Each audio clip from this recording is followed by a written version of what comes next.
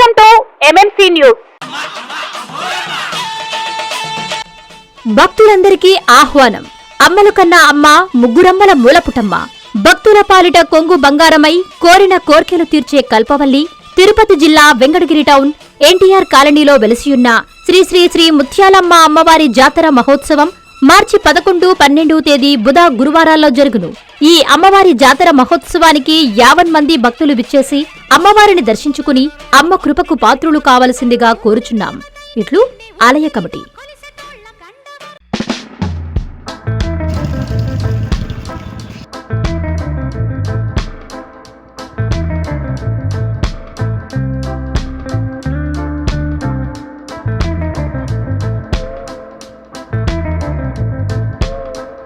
ఈరోజు 13 ఎంఎన్సీ కంపెనీలు రావడం జరిగింది.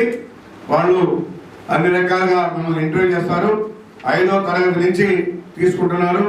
కాబట్టి ఎందుకంటే నిరుద్యోగ సమస్య ఉండకూడదనే కాన్సెప్ట్తోనే ఈరోజు మన ప్రభుత్వం పనిచేస్తూ ఉంది. అందుకని కంపెనీలు పిలిపించి వాళ్ళకి కావాల్సిన సదుపాయాలు కల్పించి అన్ని చేస్తా ఉన్నాం. ప్రతి 3 నెలలకు ఒకసారి ఈ జాబ్ మేళ జరుగుతూ ఉంటారు. ఈరోజు కొంతమంది సెలెక్ట్ అవుతారు, కాని వాళ్ళు మళ్ళా ప్రయత్నం చేయాలి. మీ అందరికీ తెలుసు, నిన్న ఆంధ్రజ్యోతి పేపర్లో కూడా ఒక ఐఏఎస్ పాస్ అవ్వాలంటే అటెంప్ట్ ఒకేసారి కాదు. మరి ఒక అమ్మాయి ఫస్ట్ ఫెయిల్ అయింది, సెకండ్ టైం ఫెయిల్ అయింది, థర్డ్ టైం కొట్టింది. ఆ గోల్, నా గోల్ ఒకటి, నేను ఐఏఎస్ కావాలని చెప్పని పట్టుదలగా ఉండింది. పట్టుదలగానే ఆమె సాధించింది. కాబట్టి మనలో కష్టం ఉండాలి. ఈ రోజు మనం సెలెక్ట్ కావాలంటే మన రేపటి దినాది ఉంటుంది. ఖచ్చితంగా అందరికి అవకాశాలు ఉంటాయి.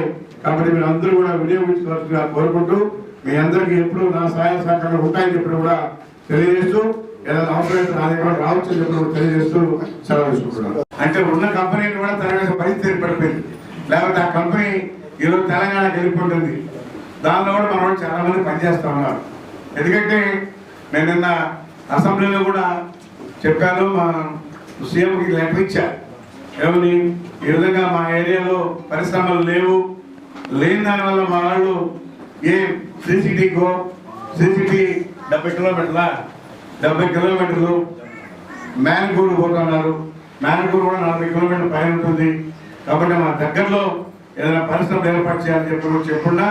కాబట్టి ఈసారి ఏది వచ్చినా కానీ మనకు కూడా అవకాశం వస్తాయని చెప్పి తెలియజేస్తా ఉన్నా.